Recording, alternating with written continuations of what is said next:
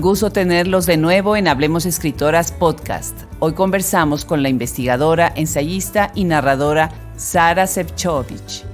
Los saluda desde Austin, Texas, Adriana Pacheco.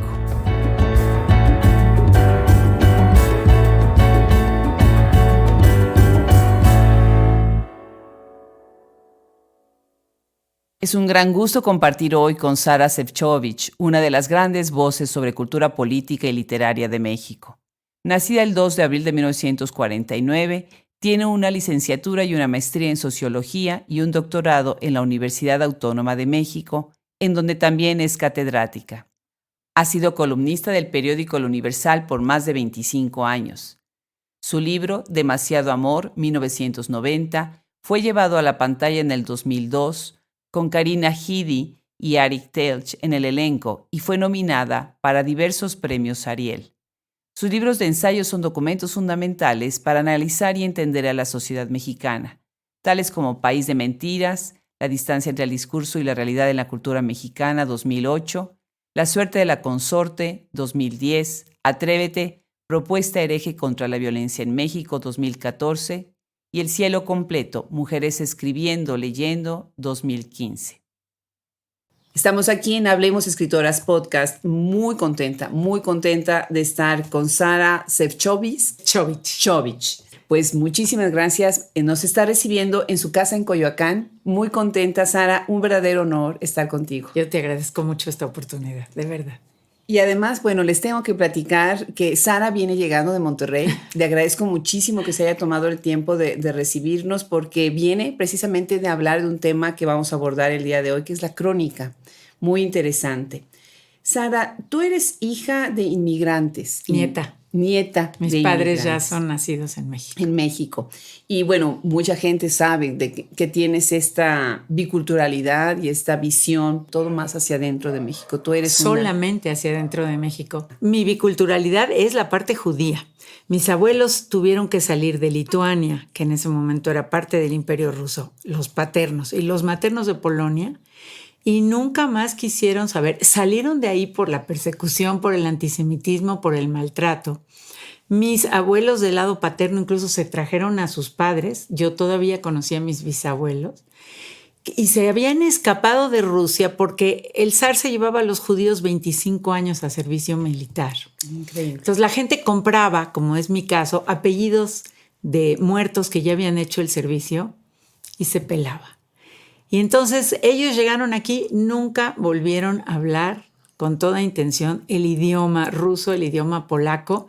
A veces cuando íbamos a cruzar la calle, a mi abuela se le salía y me gritaba «Ostrożnie». Es la única palabra en polaco que me sé, que quería decir cuidado. Uy. Que cuando le salía del estómago porque no podía controlar, porque en cuanto ella bajaba la cortina y decía nada que ver con los polacos, toda la familia murió. Los que se quedaron en Lituania y en el Holocausto en la Segunda Guerra Mundial. Entonces, esas no son mis culturas, ni lo serán. Amo la literatura rusa, ese es otro tema. La literatura polaca la conozco muy poco, una que otra poeta, la famosa Śmiborska, no lo sé yo tampoco pronunciar. Pero mi biculturalidad es lo mexicano y lo judío, eso sí. Interesante. Sí. Y muy fuerte. Sí. Muy fuerte. Yo fui al Colegio Israelita de México. En mi casa se cumplieron absolutamente todos los ritos y tradiciones, incluso el rito de terminar la preparatoria e irte a pasar un año a un kibutz en Israel. Oh, qué bien. Todos esos ritos los viví yo y mis maravilla. Hermanos y se los traspasé a mis hijos. Qué maravilla, qué maravilla. Bueno, pues estábamos platicando de tus abuelas y sí, efectivamente es parte de un capítulo de este maravilloso libro que vamos a platicar y que ha inspirado tanto a Hablemos Escritoras. Si nos quieres leer ese fragmento. ¿Cómo no?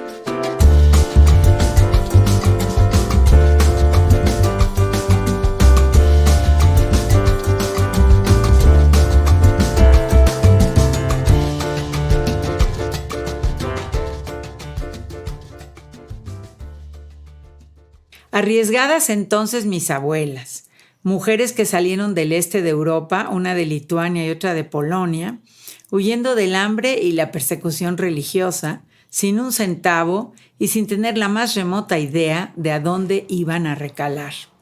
Las dos llevaban un bebé en brazos, una a mi padre de 6 meses, una a mi madre de 3 años, y las dos iban siguiendo a un marido tan joven y tan asustado como ellas.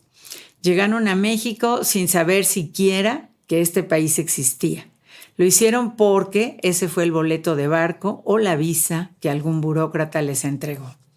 No puedo ni imaginar lo que sintieron al abandonar su casa sin la menor idea de lo que les esperaba y sabiendo que no había retorno posible. No puedo ni imaginar cómo se sintieron en un país en el que la palabra judío representaba al demonio y las personas se persignaban cuando encontraban uno. Ni imaginar cómo hicieron por integrarse y al mismo tiempo por no perderse y no dejar de ser lo que eran. Mi abuela materna nunca entendió que los indios fueran descalzos y con las cabezas cubiertas, pues en su casa era al revés. Lo primero que uno se tapaba eran los pies. Se sorprendió al ver a las mujeres con el bebé asomando tímidamente la cabeza de su envoltorio en la espalda, sentadas durante horas en el piso de tierra mugroso, vendiendo hierbas, raíces y piedras. Y no entendió cuando le preguntaron por su apellido materno, pues en su casa eso no se usaba, solo era hija por línea del padre. Qué barbaridad. Este libro es precioso, pero además el tributo que le estás haciendo acá a tus abuelas, precisamente en ponerlas como estas mujeres valientes y atrevidas, porque sobrevivir como migrante, ahora que es un tema tan importante, es fuerte. Es muy fuerte y siempre admiré mucho cómo le hicieron y nunca lo entendí. Yo le preguntaba mucho eso a mis abuelas de niña, pero ¿cómo hiciste? ¿Qué hiciste cuando llegaste? ¿Cómo preguntaste? Encima se bajaron del barco en el lado materno y les robaron todo lo que traían. Uy. Entonces, que eran nada importante, pero era sus digamos, como sus instrumentos para las ceremonias judías, su candelabro y sus recuerdos de casa. Uy. Y todo eso lo perdieron. Claro. Y sin embargo, acabaron amando este país. Ya lo creo. Y así se ve contigo. Se ve tu gran amor por México. Uh-huh. Yo recuerdo en algún momento dando una clase, yo estaba hablando de cómo puedes reconocer la grandeza de este país. ¿Y sabes qué hice? Fui a Demasiado Amor. Fui a Demasiado Amor porque, bueno, vamos a hablar ahorita también de Demasiado Amor porque es un libro que ha hecho historia. Y a mí me encanta, pero tiene unos pasajes en las descripciones de todo, de la comida, las iglesias, las mujeres, los lagos, los ritos. Precioso, porque además es como si fuera entre una letanía y un sin respirar, que vas narrando. Les recomiendo muchísimo a quienes nos escuchan ahorita el libro Demasiado Amor, que tiene muchísimas virtudes, tiene también esa virtud, hacer un tributo también a México, nuestro país. Y es un tributo también a mi compañero de vida, que fue el que me llevó a recorrer todo eso. Eso es maravilloso, eso es precioso. Por ahí lo digo también. También, exactamente. Y hay algunas partes en donde verdaderamente uno se da cuenta de qué ignorante es uno de México. Es imposible conocerlo todo. Imposible. Y los nombres, los personajes históricos. Preciosísimo libro. Bueno, tú eres licenciada y maestra en sociología. Uh-huh. Y tienes un doctorado en historia por la UNAM. Historia de México. Historia de México, correcto. Donde tú das cátedra. Sí. Y has estado... Soy investigadora ahí hace más de 40 años. Exactamente. Platícanos un poco sobre tu vida como investigadora, tu vida dentro de la UNAM y qué ha significado para ti este perfil tuyo como socióloga. Mira, trabajar en la UNAM no creo que exista ninguna posibilidad de tener un mejor trabajo en el planeta Tierra.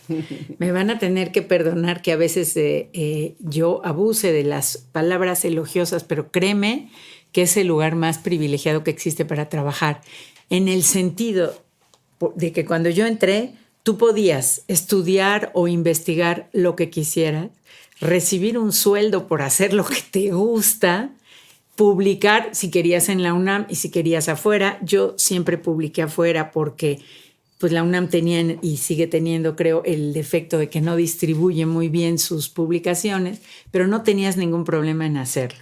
También puedes dar clases, también puedes dirigir tesis, tienes muchas obligaciones, sin la menor duda.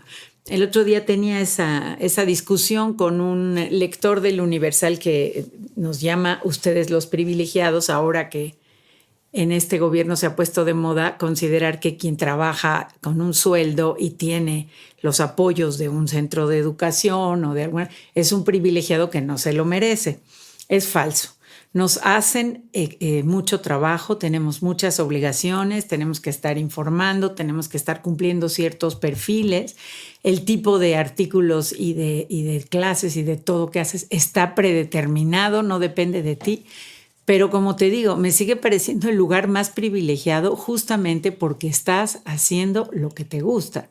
Yo no puedo ser más feliz que cuando escribo mis libros o que cuando doy mis cursos de teoría de la cultura, de sociología de la literatura mexicana. Digo, es el sueño de la vida. Entonces, amo estar en la UNAM y para quienes crean que es un puro privilegio donde te sientas a mirar el techo, no. Tenemos mucho trabajo, pero merece la pena. Claro. Además, tú como socióloga, dentro de la UNAM, dentro de tu investigación, siempre has dicho que ese es un lugar muy bueno para analizar precisamente a la sociedad. Exactamente. Y desde dentro de las sociedades donde tú puedes argumentar, aportar, cuestionar, ¿no? Hay una cosa que yo siento que hay una tendencia fuerte con los sociólogos, la gente los percibe como politólogos o como gente que tiene que opinar sobre política. Y tú has defendido a capa y espada esta postura de la sociología, ¿no? Incluso para la literatura. O sea, cuando yo empecé a estudiar la literatura mexicana en un instituto de investigaciones sociales, fue muy atacado. Todo el mundo me decía, vete a los departamentos de letras de la Facultad de Filosofía y Letras. Yo decía, no. A mí no me interesa analizar el estilo de un personaje, su poema tal o su cuento tal. A mí me interesa entender a una sociedad que da por resultado este tipo de literatura y entender a una sociedad que quiere leer este tipo de literatura o no la otra. Mi primer, trabajo sobre esto fue sobre un escritor que se llama Luis Espota. Luis Espota tenía la increíble gracia de vender 500,000 de ejemplares. Te estoy hablando en la segunda mitad del siglo XX, en los años 50, 60, en una semana cuando salían sus libros. Impresionante. Todos los intelectuales, todos lo despreciaron y lo maltrataron siempre. Pero los lectores lo adoraban. Y ahí fue mi primer planteamiento de decirme, primero, ¿por qué hacen esto los intelectuales? Segundo, ¿qué les da Luis Espota a los lectores para que les importe muy poco todo lo que los otros dicen y hacen y lo sigan leyendo? Esa pregunta es la que de algún modo ha sido como el eje de todo mi trabajo sobre la literatura en general, sobre la literatura de mujeres. La primera vez que yo propuse en la Universidad Nacional mis 3 temas de mi vida, porque la universidad era en ese momento bastante más abierta que hoy, pero se sorprendían mucho. Dije, quiero estudiar a Luis Espota. No era considerado un autor serio. Quiero estudiar los cómics de Yolanda Vargas Dulce, las telenovelas y luego a las mujeres escritoras. Ese sí fue el acabose. Todo el mundo me dijo, ¿qué es eso? Pero entonces yo recurría al estatuto y a la libertad de cátedra y al derecho a elegir libremente tu investigación. No sé si hoy eso pasaría, pero por eso me pude ir por ese camino, frente a la gran sorpresa de las autoridades que no entendían por qué escogías esos temas. Esto que tú dices de defender una manera de entender algo que según los demás no va por ahí. Porque si yo digo, quiero estudiar a Octavio Paz como gran literato, en la presentación de mi libro de Espota, una de las grandes maestras de la UNAM fue y me presentó el libro diciendo, lamento mucho 5 años de trabajo y una metodología tan brillante para este autor. ¡Qué barbaridad! Ojalá hubieras estudiado, me dijo, a Villaurrutia, me mencionó a los que todo mundo estudia siempre. Yo ahí es cuando entendí, perdóname, uno es joven y se cree y es muy arrogante, dije, estoy en el camino correcto. Y eso es lo que yo he querido estudiar toda mi vida. Sigue siendo muy complicado hacerlo, aunque es más difícil que los que no lo aceptan lo reconozcan, porque ahora ya se abrió más y eso se lo debemos mucho a Monsiváis. La posibilidad de pensar que cultura no es nada más este cuadrito que ellos consideran donde entran tales pintores y tales escritores y tales obras de teatro, sino que puede ser algo más amplio, que también puede ser algo que no lo hacen los, comillas, intelectuales y que bueno, pues vamos a darle el beneficio de la duda, ¿no? Ahorita estás exactamente mencionando el nombre de mi siguiente pregunta, que es Carlos Monsiváis. Carlos Monsiváis nos abre esta gran puerta y esta gran oportunidad para conocer a México desde lo que es la cultura popular, de lo que es las prácticas cotidianas, ¿no? Entra y es una radiografía en la sociedad que se permea en todo, la academia, todo el mundo cita a Carlos Monsiváis, pero tú eres mujer.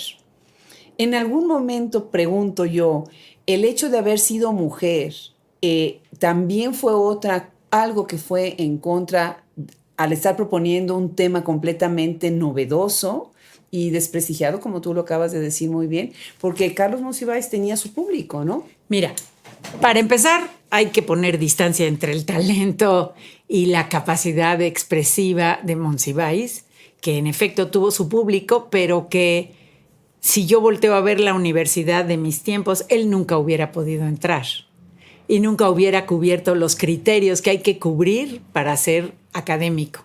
Es el colmo de los colmos. Al final de su vida le dieron un honoris causa de la UNAM y yo publiqué un artículo diciendo el gusto que me daba, pero lo triste que era que a Monsiváis, si él hubiera por la buena querido entrar, lo dije de él y lo dije de José Agustín, entrar a la Universidad Nacional no habrían pasado. Claro. Y es otra vez lo que te estoy diciendo de esa separación que hay entre lo que los lectores buscamos y lo que las academias y los intelectuales quieren. Todas esas enormes capacidades de Monsiváis, entro al hecho de que yo, como mujer, no creo que ese haya sido mi problema en la UNAM. Mi sensación toda la vida en la UNAM es que yo ni cuenta me di de que había una diferencia, hombres y mujeres, o sea, entrabas y entrabas. Si alguien lo hizo o si fue una de las razones por las que no ascendías, o si yo nunca me di cuenta. En lo que sí me di cuenta de la discriminación fue en cuanto a los temas, pero eso le hubiera pasado igual te lo digo, a Monsiváis o a José Agustín. Eran temas que no eran considerados, que no eran aceptados como temas dignos de estudios académicos. Y bueno, de nuevo, como socióloga te puedo decir, son los temas que estaban en el aire en ese momento. Por supuesto, no todo mundo nos dábamos cuenta. Yo, si de algo me precio a esta edad de mi vida, es de haber tenido una cierta antena para ver los temas que se iban poniendo de moda. Cierto. No sé por qué. Cierto, sí. En algún momento me di cuenta que venía el tema de las mujeres, en algún momento el tema de las esposas de los presidentes, que a mí me costó tener que ir al jurídico de la UNAM para defenderlo como tesis, porque todas las gentes de la Facultad de Filosofía, de la carrera de Historia, decían eso no sirve. Qué increíble. El país de mentiras, que sí. Ahorita le podría yo triplicar las cosas. Con la crónica, ni se diga, la crónica se está empezando a poner de moda. Hay antologías, la famosa antología de Monsiváis, pero no hay estudios sobre el tema. Entonces, ese adelantarte un poco tuvo sus buenas cosas, pero también tuvo sus riesgos. Los riesgos es que a mí, en todas las calificaciones académicas, pues como ven que sí trabajo, no me las niegan, pero tampoco me dan las mejores. Con todo y que mis libros tienen mucha investigación, pero se considera que son temas frívolos o superfluos. Para mí son temas magníficos y fundamentales. O sea, La suerte de la consorte obviamente es uno de los libros que más han comentado de ti, por eso tampoco quiero dedicar mucho tiempo, porque sé que se ha hablado en otras entrevistas sobre él, pero creo que era fundamental para que entendiéramos un papel, un rol que ha marcado la historia de México. 100%. Y ahora estás entrando en este tema, que es un tema fundamental, que es la crónica. Sí. ¿No? Porque la crónica, pues la estudiamos en la universidad los que nos dedicamos a letras. Como parte de toda la bola de la literatura. Exacto, y empezamos, con los naufragios y ya sabes, desde ahí para acá, ¿no?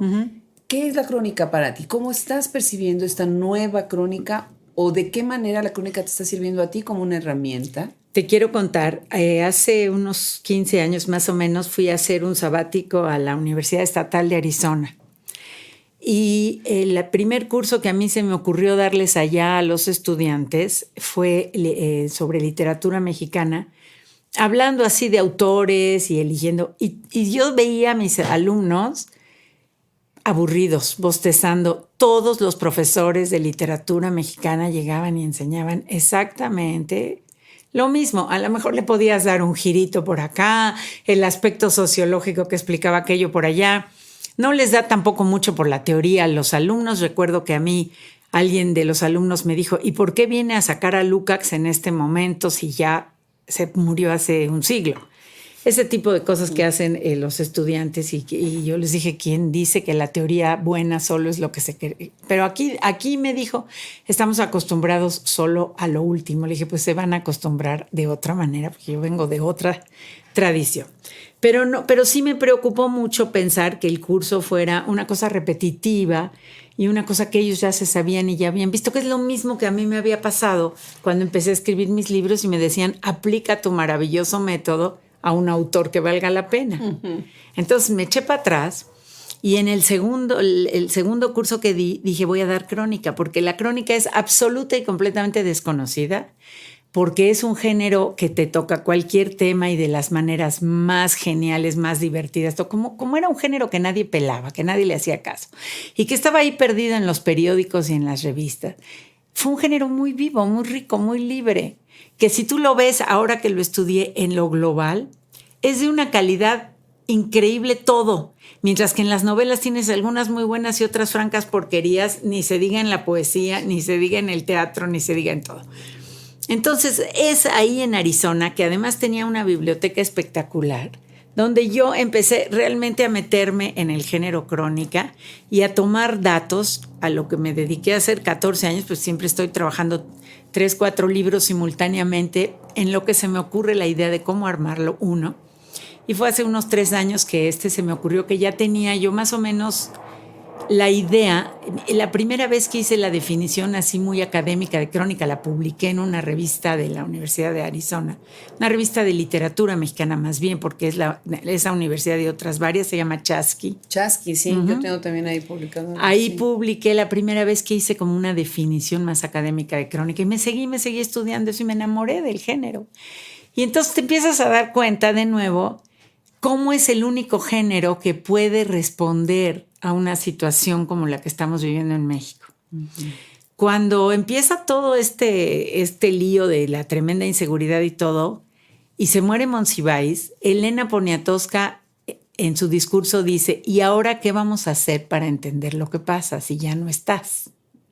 Qué triste. Y ahí es donde yo me doy cuenta de que necesitamos a quien nos explique lo que está pasando, porque aunque lo vemos y aunque muchas veces lo vivimos, porque no hay nadie que yo conozca que no haya vivido un asalto, una extorsión o cosas aún peores, y a pesar de todo necesitamos quien nos lo explique.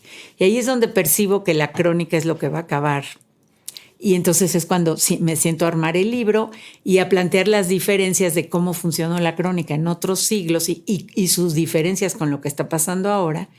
Y es cuando sale este libro y realmente me doy cuenta que sí es cierto, que ahora la crónica es el género de moda.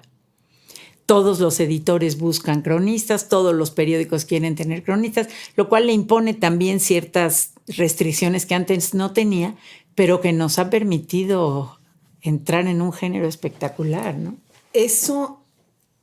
Tus libros educan de una manera muy amena, podría yo decir. De una manera fluida, en donde, además, bueno, cuando se ve tu obra de ficción, tu narrativa, eres una gran narradora, pero también eres una gran narradora de hechos, de secuencias de cómo vas conectando un hecho de manera histórico, porque tú no puedes solamente describir la realidad y el momento actual. Uh-huh. A partir del momento actual, te tienes que ir atrás para poder entender de dónde viene todo este proceso de pensamiento y lo que pasa con la sociedad. El libro de crónica me hace pensar en qué va a pasar con el periodismo. ¿En dónde sientes tú que se intersecta esto y cómo uno va a quedar junto al otro? ¿De qué manera los ves tú? Te voy a dividir la respuesta en 2 partes. Primero, en lo que tiene que ver con la manera de relatar. Mi primer libro se llama La teoría de la literatura de Lukács. Y era el libro académico en el sentido más estricto que te puedas imaginar. Y yo estaba muy emocionada porque es el primer libro que publiqué en 1977, creo que fue 79 por ahí. Y un día voy a la Cineteca y lo veo ahí en la librería. y entro y le digo al señor, oiga, quiero comprar este libro, era por la emoción. Y el que vendía me contesta, ay, es muy aburrido. Mejor compre, él no sabía que yo era yo, evidentemente. Dice, mejor compre un libro que se entretenga cuando lo lea. Y ahí entendí muchas cosas. Cuando uno tiene 20 y tantos años, entiende muchas cosas con una frase así. Y me percaté de que lo que yo quería hacer era escribir libros que te contaran cosas muy serias, porque todos mis libros tienen perfectamente todas sus notas y todos sus archivos de dónde salieron y todo. Pero que si tú no te querías enterar de toda esa parte, lo pudieras leer y también supieras de qué se trata y fuera así. Ese es el momento en que yo decido hacer ese cambio, que te repito, me costó muy caro en la UNAM porque no fueron aceptados como libros académicos, pero finalmente ahí están. La crónica se empezó haciendo en el periódico, y muchos por eso le llaman periodismo. Incluso hay grandes cronistas en América Latina que consideran que lo que hacen es periodismo. Yo sí creo que hay que hacer una división. La crónica no solamente tiene la función de contarte lo que pasa, que eso se lo ha propuesto. Antes era o como testigo o como participante. Hoy ya no puede ser como ninguna de las dos cosas por la situación de violencia, pero digamos la función sigue siendo la misma. Pero tiene una voluntad literaria. Por más escasa que sea, por más que Gutiérrez Nájera te dijera, yo nomás escribo para ganar dinero, para comer, no es cierto.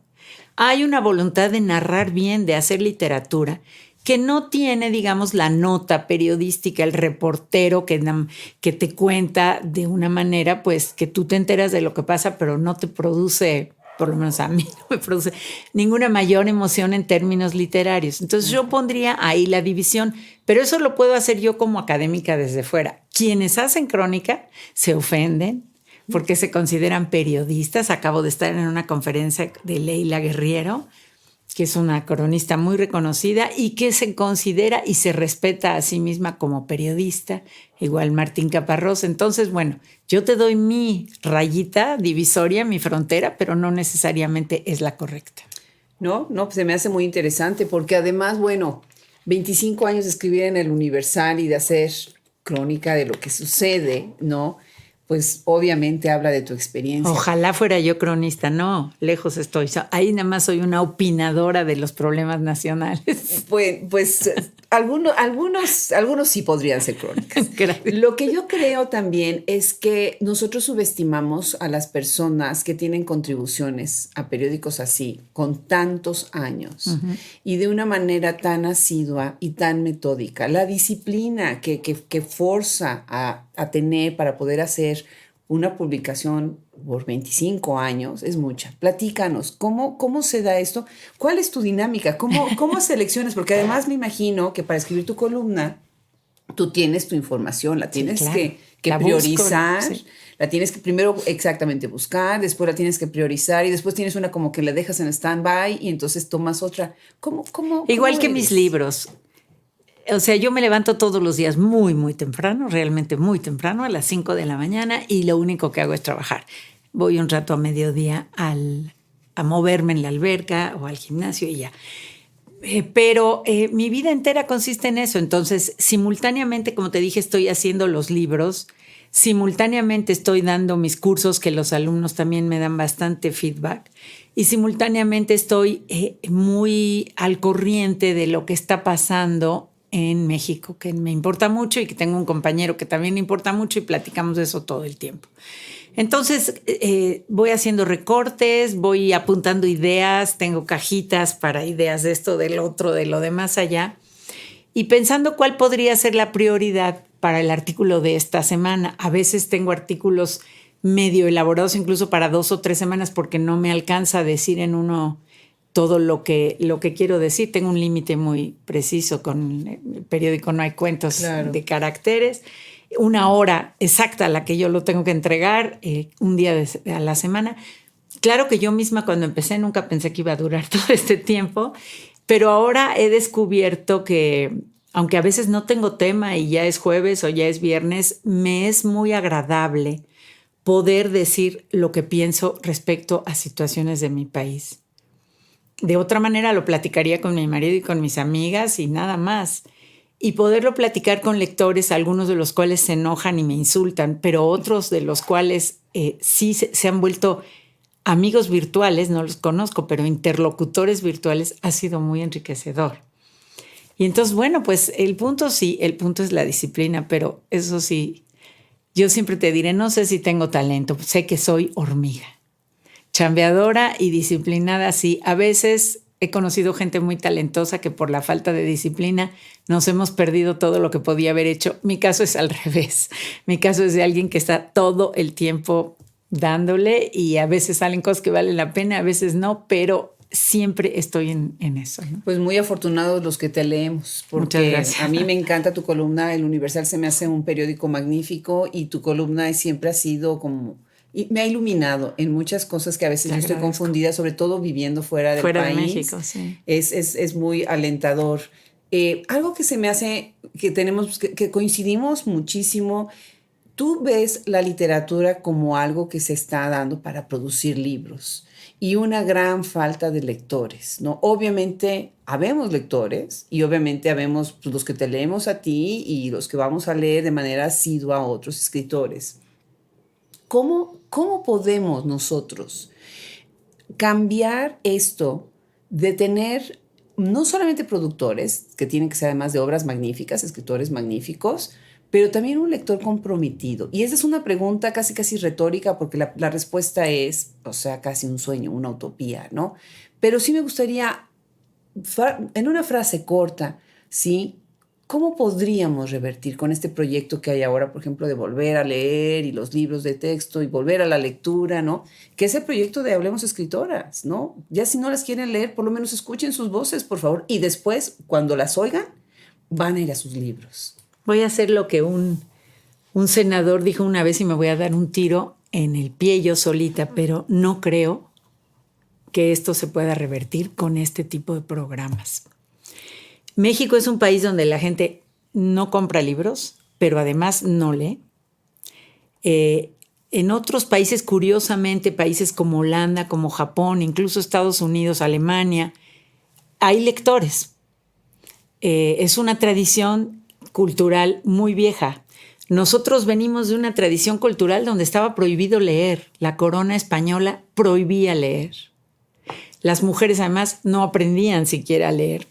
Entonces alguna gente se rió de mí una vez que lo escribí, me dijo, ay, no quiere irse más atrás, no quiere irse al mundo prehispánico. Parecen tonterías, pero la cultura en un sentido amplio es algo que se gesta durante muchísimo tiempo, no de ayer a hoy. De ayer a hoy puede cambiar un tema tal vez y ni siquiera es de ayer a hoy, siempre hay antecedentes. Entonces nosotros crecimos en una cultura, nos formamos en una cultura donde leer no era lo importante. Y la cultura actual de tipo tecnológico pues ha hecho que leer sea menos importante, menos necesario y además a la gente le canse mucho porque ya se ha acostumbrado mucho a la parte muy breve, ¿no? de las redes sociales. Entonces seguimos haciendo libros porque seguimos apostando a las cuantas personas como tú que sí crean que vale la pena, que un libro les da algo. Afortunadamente todavía hay algunas. Pero yo creo que los programas obligatorios no pueden funcionar. Yo creo que la única manera de que una persona lea es que haya visto en su casa el objeto libro como algo significativo e importante para su familia. A su papá o a su mamá a veces sentados en un rincón, no me molestes, mijito, porque estoy picadísima con lo que está pasando. Si quieres te lo cuento. Sí. Yo entiendo que las autoridades de educación no puedan resolver eso, pero decir la última modificación es 320 minutos obligatorios a leer con tu hijo, cuando los padres mismos no saben leer. Claro. Acabo de estar en varias presentaciones de libros donde la chava que me presentó, en los últimos 3 casos era una chava que venía de parte de la institución que me había invitado, no podía leer mi currículum, que yo lo hago súper breve y súper sencillo, con nada más poner el nombre de 3 o 4 libros. Oye, El cielo completo, ¿te parece un nombre muy difícil? Demasiado amor, La señora de los sueños. No los podía leer. No. Una gente que representa a una institución universitaria. No. Entonces, te digo, me doy un tiro yo sola en el pie, porque digo, estas cosas no las debería decir, pero con enorme tristeza las tengo que reconocer. Y con más razón tenemos entonces los que estamos dedicados a difundir, a hablar de todas las maneras posibles para que se reconozcan los nombres de en mi caso de las escritoras. Obviamente tenemos escritores magníficos, magníficos, pero ahorita estamos hablando de las mujeres. letras de mujeres. Bueno, pues yo creo que ya todo el mundo está esperando que te haga la primera pregunta sobre Demasiado Amor. ¿Por qué? Pues primero es tu primera novela. Va a cumplir 30 años. Creo que ya, ¿no? El año que entra. Sí. Se publicó en 1990. Una belleza de libro. Ya fue llevada al cine, que en un papel preciosísimo con Ari Telch y Karina Guidi. Ganó, bueno, estuvo nominada para el Ariel, varios Ariel en varios temas. Y bueno, el libro... Te sientas y te lo lees todo. No hay manera de soltarlo. Precioso, precioso. Yo sé que mucha gente ha hablado del libro y sé que ha hablado desde muchos aspectos. Yo quiero tomar 2 aspectos. Primero, la parte sobre México. Cómo terminas emocionado de la mexicanidad. Terminas verdaderamente con curiosidad y con interés de ir a ver a todos estos lugares que tú recreas. Todas estas sensaciones y experiencias que significa ser mexicano. Bellísimo. Y lo segundo, con otras experiencias, la corporalidad de Beatriz, la manera como ella maneja toda la cuestión del deseo a través del deseo de los otros y cómo hasta el final nombra su nombre. Y es cuando en ese momento ella está aceptando que es quien es y está renunciando a las cosas que ya sabe que no son de ella. El recorrido en este intercambio que es totalmente epistolar con su hermana, hay partes en donde yo siento que incluso la hermana es como un fantasma. Al principio estás leyendo y dices, ¿de veras está en Italia? ¿No se lo estará transando? Se me hace que el viejito con el que se casó no existe y todo el dinero nada más está yendo hacia allá. Y ya después, obviamente, ya vas entendiendo toda la historia, ¿no? Yo me rehusé a ver la película hasta leer el libro, obviamente, y después la película que también tiene muchísimo talento y muchísimas cualidades, ¿no? Platícanos, ¿qué es para ti Demasiado Amor? Mira, Demasiado Amor tuvo la suerte de varias cosas. La primera había sido el gran éxito de las novelas de Ángeles Mastretta y Laura Esquivel, con lo que uno se percataba de que a las mujeres les estaba interesando lo que escribimos las mujeres. Yo sabía como académica que desde el siglo XIX las más grandes lectoras que hay en este país, y te diría que en muchos otros son mujeres, leen mucho más que los hombres. Están más en su casa y hay una serie de razones culturales para ello. Entonces, cuando ellas lo hacen evidente en ese momento de casi fines del siglo XX, en donde las mujeres tienen más tiempo, ya van a las escuelas, a las universidades y pueden comprar sus libros y hacen evidente, esto es lo que a mí me gusta y esto es lo que quiero leer, es cuando empieza como de alguna manera este momento cumbre de las escritoras en toda América Latina, incluido en México. Ese es el primer punto. El segundo punto era que yo tengo un compañero que cuando toda la vida ha hecho estudios de las regiones de México. Entonces, sus estudios era viajar y meterse en los lugares más increíbles que yo ni sabía que existen, como dices tú. Y yo lo empecé a acompañar y a descubrir un país que ni en sueños me imaginaba, niña de la ciudad, que a lo mucho había ido a las pirámides de Teotihuacán o a pasar unas vacaciones a Cuernavaca, a Acapulco, lo que estaba entonces de moda. Fue espectacular descubrir ese país. Y el tercer punto que se conjugó fue que como feminista pertenezco a los grupos que fundaron lo que se llama la segunda ola del feminismo en México. El primer trabajo que hicieron varias compañeras feministas fue con prostitutas.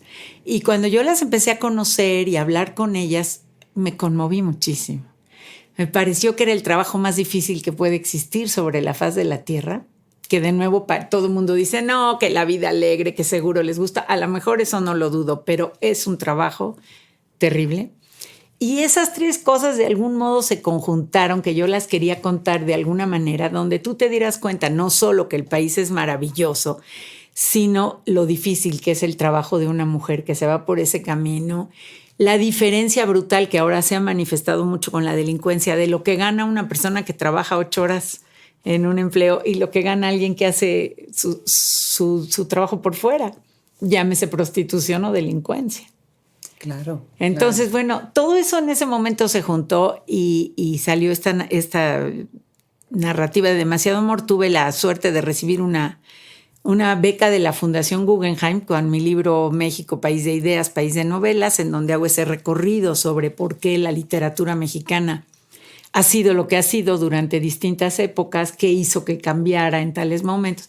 Entonces, esa beca Guggenheim a mí me regaló las tardes de mi vida, que en ese momento yo me dedicaba a hacer traducciones para completar mi salario de la UNAM, mientras estaba con el niño en el dentista, en la clase, los chavos estaban en su clase y yo estaba haciendo mis traducciones a mano con mi diccionario al lado, cosas completamente antediluvianas, un diccionario así de grueso y me sentaba.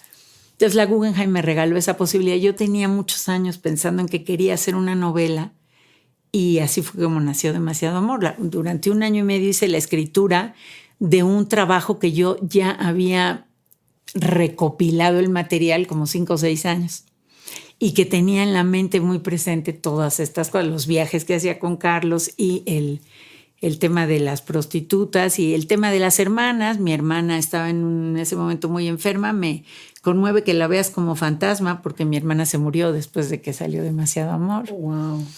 Entonces todo eso estaba junto ahí. Wow, cómo se conjugaron tantas cosas. La novela ganó el premio Agustín Llanes. Sí, eso me dio las tardes libres para otra novela. Maravilloso, maravilloso. En verdad es una novela que vale muchísimo la pena leerla varias veces. No una vez, varias veces. Y me gustaría pasar a la siguiente novela, pero antes te quiero hacer una pregunta. Quisiera primero que me hagas un comentario breve sobre la violencia relacionada con la maternidad. Porque tu libro, La Señora de los Sueños, es una madre. Es una ama de casa. A mí me dio muchísima tristeza las primeras páginas. Muchísima tristeza. Ahorita te voy a pedir que nos leas la primera página por las muchas mujeres que yo conozco que tienen esa vida. Y la verdad es que cuando vas avanzando en el libro y te das cuenta de realmente hacia dónde ibas, te sorprende. Te sorprende porque yo pensé que el libro iba para otro lado, completamente distinto. Platícanos un poquito primero sobre, ¿qué piensas sobre la violencia y la maternidad? Fíjate que yo, cuando escribí ese libro, no tenía la idea de hablar de la violencia física. Esto que las feministas han defendido mucho, madres golpeadas, hijos golpeados, no. Mi idea era hablar de la vida normal de una ama de casa normal, nadie excepcional, nadie a quien el marido trataba mal, nadie a quien le iba pésimo en la vida, sino una señora común y corriente que tiene que cumplir todos los días de su vida ciertos ritos para que la vida de todos los demás funcione. Y que los demás pues no la tratan mal, pero tampoco la tratan bien. Es un objeto más con el... Pero esa misma vida, si la ves desde el punto de vista del marido, pues el pobre tiene que trabajar para mantener a esa bola de gente y a lo mejor también es un burócrata que podrías decir lo mismo de él. Los hijos son los únicos que de alguna manera tienen la ilusión de la juventud cuando todavía crees que si haces esto vas a llegar hasta acá, etc. No era mi idea. Y sigue sin serlo, me sorprende incluso que me lo menciones, hablar en términos de lo que es violencia. Yo sé que hoy el concepto de violencia ha crecido y se ha ampliado mucho a cosas que cuando yo escribí esa novela también hace casi 30 años, 20 y tantos, no eran consideradas como tales. No fue ese mi objetivo. Mi objetivo era, esta es la vida de una ama de casa clase mediera, de las que hay millones y a las cuales, según yo, lo único que los puede salvar en la vida para no volverse locas todos los días recogiendo y limpiando y cocinando y aguantando los enojos es leer. Esa era la idea. Y de repente como Sherezada. Sí, como Sherezada, exactamente. Las 1000 historias. Precioso, porque es la India y es España y es el Medio Oriente y es Cuba. Y es el pasado y es el presente. Y además, bueno, pensé muchísimo, y ahorita vamos a hablar de feminismo, ¿no? Pensé mucho en mis clases de feminismo y todas las teorías feministas sobre la loca y el ático, sí. ¿no? Y cómo, bueno, pues ella empieza a enfermarse. Es una novela muy bonita, muy fuerte y con una narración, de verdad, eres una gran narradora. Te lo agradezco de mucho. No sabes cómo puedo apreciar ese elogio de verdad, porque sí me cuesta mucho trabajo escribir. Una señora que fue a mi premio de Demasiado Amor me dijo, ¿por qué se lo dieron a usted si yo escribí mi novela y me tardé 2 semanas ¿En escribirla? en escribirla? Vale. Y la metí al concurso y me conmoví mucho, porque ¿quién se puede imaginar que para escribir sencillo es mucho más difícil? Claro, efectivamente. ¿Nos quieres leer? Sí.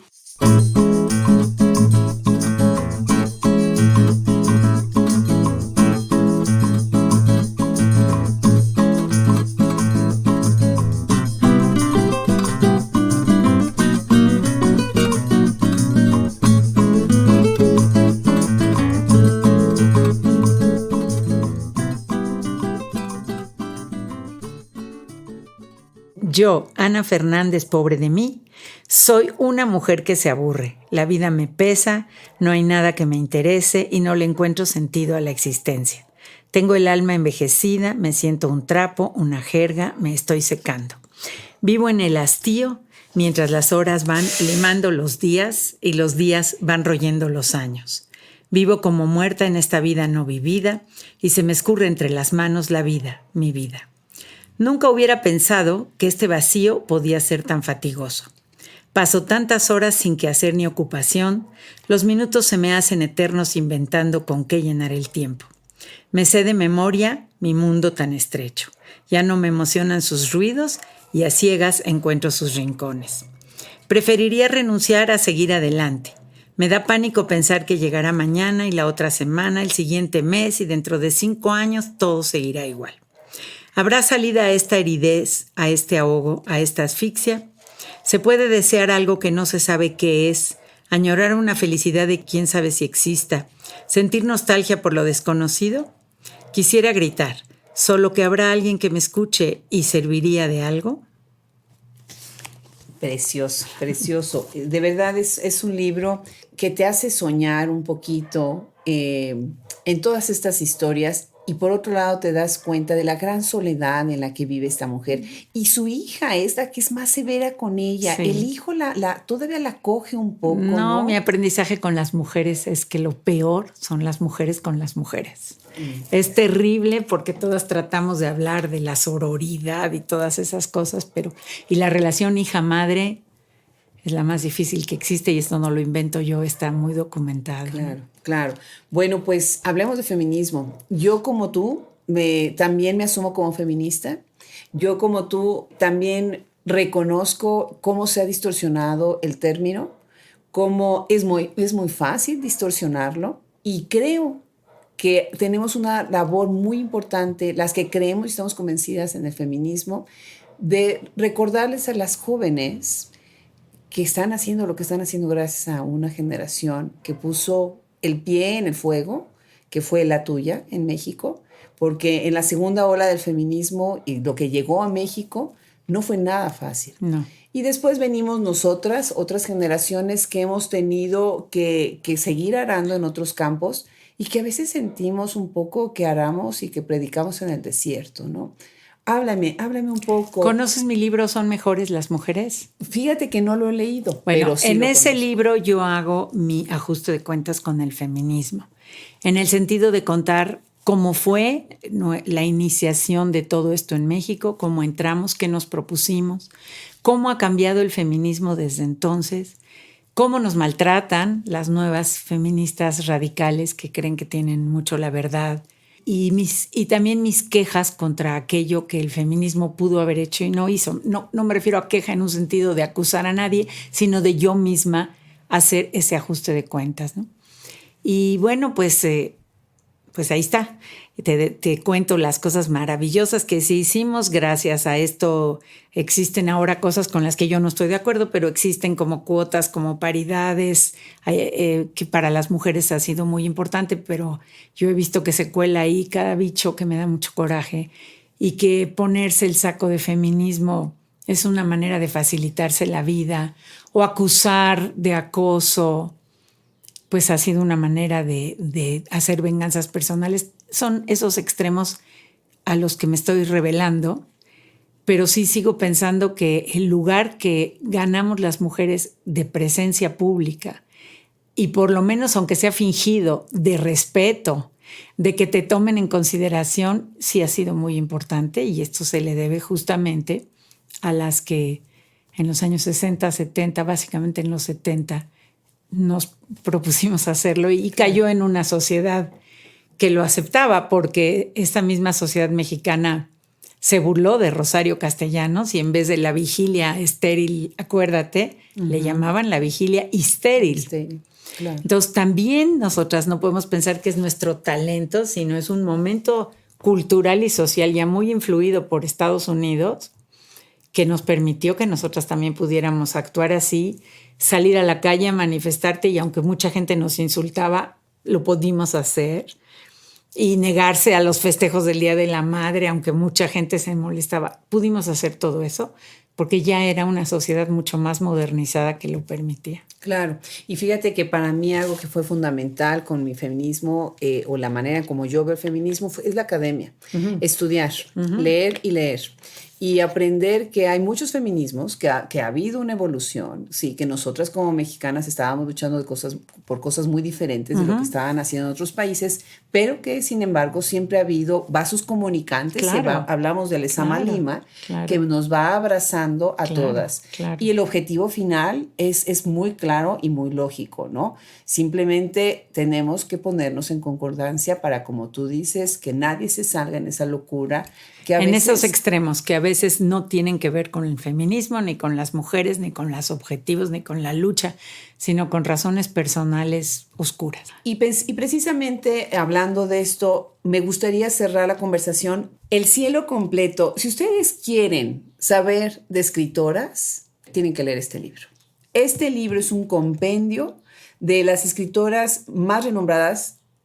Obviamente faltan muchos nombres, como la misma Sara lo dice, ¿no? Pero tendencias. La idea era juntar las tendencias de lo que están escribiendo las mujeres. Exacto. Y no nada más quedarse en México, sino salir a Latinoamérica y salir al mundo, porque creo que muchas veces lo que hacemos es que empezamos nosotros a regionalizar. Sí. Y eso es excluir. Sí. A veces tenemos que hacerlo por falta de tiempo, ¿no? O por falta de idioma. No hay remedio. A mí me encantaría poder leer sirias, imagínate, egipcias. No, eso sería. Pero si no están traducidas a alguno de los idiomas que yo manejo, no puedo. Claro, definitivamente. Coreanas, ya he encontrado muchas traducidas. Ahora estoy juntando todo ese material, pero deben ser una mínima parte, ¿no? Claro, y ojalá tuviéramos más traductores, ¿verdad? Eso sería muy bueno, aunque sería mejor leerlos en sus pero idiomas. Ya no me da tiempo de aprender todo eso. Árabe, coreano, imagínate. Eso estaría genial. Bueno, está Elena Poniatowska. Tienes una sección en donde estás precisamente haciendo una reflexión de varias escritoras a las que les llamas escritoras sentidas. Y en esa sección está Alfonsina Storni, maravillosa, Marguerite Duras, Sor Juana, Virginia Woolf, Gabriela Mistral, otras más, y Elena Poniatowska. ¿Cómo es que llegas a esta distribución y esta separación en esta sección que se titula así, Escritoras Sentidas? Este libro yo lo hice, te diría, durante 40 años. Cada vez que yo encontraba escritora o escritoras que me interesaban, hacía algún pequeño artículo, guardaba alguna ficha. Como sigo teniendo una caja muy, muy grande para actualizarme si tuviera que hacer otro volumen de esto. Y siempre estuve pensando en eso y pensando, a ver, si yo tuviera que unirlas, ¿qué es lo que las uniría? Porque siempre lo que estoy buscando, como te lo he dicho, es tendencias, no escritoras en lo suelto. Y entonces me daba cuenta, por ejemplo, de temas que hablaban. Es el caso de las latinoamericanas, que con mi antología de Mujeres en Espejo, me di cuenta que las mujeres, no importa de qué país eran o a ciertas edades, hablan de ciertos temas. De los hijos, del matrimonio fallido, más adelante de cómo el marido las engaña, más adelante de si ellas tienen un amante, más adelante de si se quedan solas y se mueren. Era una cosa que se repetía. Entonces eso me sirvió mucho para hacer una primera clasificación. Y después la clasificación dejó de ser estrictamente por temas cuando me fui a las autoras internacionales, porque ahí lo que me empezó a alucinar era su manera de narrar. Y ahí decidí, bueno, hay 20,000 escritoras de la India, muchísimas traducidas al inglés. ¿A quién voy a escoger yo?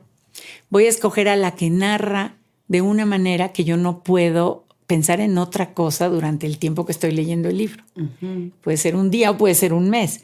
Es, como te digo, es una forma clasificatoria quizá muy elemental, pero es la que se me ocurrió. Y eso me empezó a pasar con varias escritoras de la India, de China, de lugares así pues exóticos donde yo no puedo hablar de condiciones sociales, de historia, que es lo que me gusta, porque yo no lo conozco. Sé de la India lo que podemos saber todos. Toda mi vida he leído mucho sobre la India, la he visitado, he leído a Gandhi, pero no sé cómo para poder hacer lo que hago con México, con América Latina, una explicación más histórica y conceptualizada, digo, de condiciones. Y entonces por eso ahí se escogió otra clasificación. Y luego venía la clasificación de las arriesgadas, que yo leí con pasión, a la que se va a Tíbet, a la que se va al norte de África, a la que se va al sur de Argentina, que migran pero no van como migrantes que se tienen que salir de su país, sino como mujeres que quieren hacer eso. Y por más difíciles que sean las condiciones, pues la David Neel llevaba un portador de su tina y todas las noches se bañaba ahí arriba de las montañas, ¿no? Claro. Entonces, nada les quita la dificultad del asunto, pero ahí es donde también se me clava lo de, bueno, y mis abuelas que ni idea tenían a dónde venían. Y así se fueron haciendo las clasificaciones. Hay un capítulo dedicado a mujeres que venden 4 millones de ejemplares al año, que todo el mundo las desprecia, y yo regreso a mi pregunta. Algo te dan como lector para que tú estés sentado esperando a ver a qué hora sale su próxima novela, cuando incluso desde el punto de vista literario son idénticas una a la otra, narrativamente bastante sencillas, por no decir pobres, pero algo están dando. Claro. Entonces, todas esas cosas las fui juntando durante muchos años, publicando en distintos lugares, hasta que un día me decidí armar el libro. Y el libro, en ese sentido, como que se clasificó solo, porque yo ya no tenía que decir, a ver, ¿por qué pongo estas y por qué no a otras?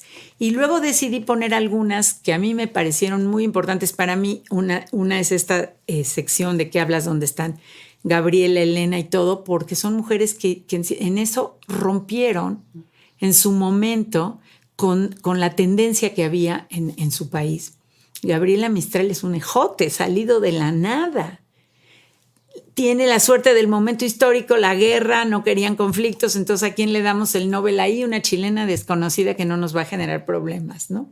Claro. Y así, y entonces por eso estas ocupan como un lugar individual, y otras a las que llamo las alquimistas, que me parecen narradoras o poetas muy fuera de lo común, por lo menos en alguno de sus libros, que realmente te dan algo que otras escritoras no te dan.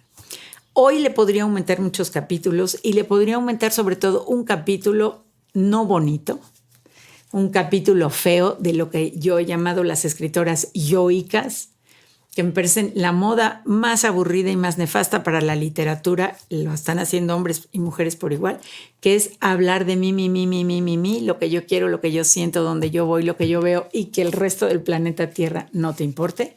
Esa es una clasificación que haría yo ahorita. Otra clasificación que haría yo ahorita sería, y por aquí está puesta, la que habla del exilio, pero la podrías aumentar muchísimo ahora con todos los libros que están empezando a salir de quienes migraron de los países árabes a Europa, y van a salir después de los que están ahorita migrando a México, porque en todos esos grupos tiene que haber quien relate lo que le pasó. Claro. En el libro mío, que todavía no había esto, están las que se tuvieron que exiliar por razones políticas, o las que se exilian porque sus maridos las maltratan y no les queda otra que irse. En fin, entonces, te digo, la clasificación de algún modo las mujeres la arman solas. Claro. Cuando estás hablando de las alquimistas, me gusta mucho que dices, el lenguaje construye las narraciones. Ahí prestas mucha atención, y sí es cierto, son alquimistas del lenguaje. Y ves lo docto y las lecturas atrás, cómo manejan desde el punto de vista lingüístico, semántico, ¿no? Maravilloso. Yo no me puedo imaginar lo que puede ser construir un poema de esos y estar buscando durante tiempo la palabra que pueda armar. Entonces me parece lo más difícil que existe. Estoy de acuerdo. Bueno, la conversación puede extenderse horas porque es una maravilla platicar contigo. Muchas Yo nada más te quiero comentar una cosa que a mí me encantó. En el libro pones una sección sobre siglo XIX. Sí. Las escritoras del siglo XIX. Yo, mi disertación doctoral es precisamente el siglo XIX. Y una de las cosas que yo siempre defendí cuando estaba haciendo el doctorado, es que cuando las del Cono Sur estaban escribiendo la novela antiesclavista, ¿no? Y teníamos a Mercedes Cabello de Carbonera, sí, ¿no? Sí. Nosotros estábamos todavía escribiendo de santitos. Sí, todavía había estos libros en las mujeres del siglo XIX, hasta muy al final del siglo XIX, empiezan ya a entrar a las vanguardias y entrar un poquito más al modernismo. Más o menos, bastante menos que más. Exacto, ya son las de porfiristas, Sí. ya al final, Sí. para el brinco del siglo XX, ¿no? Y nosotros nos quedamos en México. He de decirte que la cultura mexicana, y regreso a la tradición de por qué siempre ha sido muy represiva en términos para las mujeres. No tenemos grandes amantes en nuestra historia, ni grandes escritoras hasta mediados del siglo XX. Todas estas de principio, probablemente después de la Revolución puedes poner la excepción de Nelly Campobello, pero todas las demás, los cuentitos para niños, a lo mejor de alguien, pero no tenemos eso porque somos una cultura muy reprimida, incluso para escribir, para tener amantes, para hacer poesía. Las poetas que tenemos de la época colonial y de la época del siglo XIX son bastante pobres. Sí, en comparación con el Cono Sur, ¿no? Por eso esa es la importancia de analizar Sí. las cosas desde una perspectiva amplia, porque si no, ¿cómo te lo explicas? Ellas son más inteligentes que yo, No. o tenían maridos que sí les permitían escribir. Por favor, varias se suicidaron o se tuvieron que salir de su país porque el marido y la sociedad las perseguían. Claro. Entonces, lo único que te puede explicar la pobreza de nuestra literatura en general, con muy pocas excepciones, y por eso yo amo la Crónica, que no tuvo que soportar nada de eso. Y la pobreza muy evidente de nuestra literatura de mujeres es que nuestra cultura se formó en la represión Total. más absoluta de todo lo que tuviera que ver con la letra y la palabra, porque, bueno, y el cuerpo, ni duda cabe. Porque una cosa es que te digan que te prohíben leer, pero esto se convirtió realmente en un castigo, en una manera de ir al infierno. Entonces tenías que ser muy arriesgada para atreverte a leer un libro, ya no se diga para escribir algo, ¿no? Definitivamente. Sara, pues un placer platicar no, para contigo. mí es un gusto que hayas venido.